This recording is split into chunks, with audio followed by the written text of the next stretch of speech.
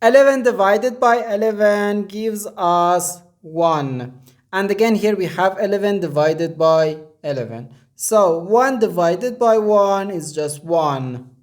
But this answer is not correct because according to the order of operations, when we have more than one division in an expression, we have to work from left to right. So here first we have to do this division, then this division, and finally this division.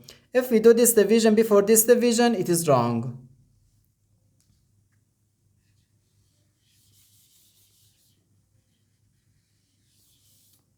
So first we have to do this division. 11 divided by 11 equals 1. So 1 divided by 11 and again divided by 11. Now we have to do this division. 1 divided by 11 can be written as 1 over 11. Then divided by 11.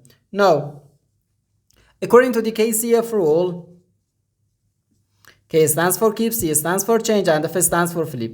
We can write keep the first fraction, change division to multiplication, and flip the second fraction.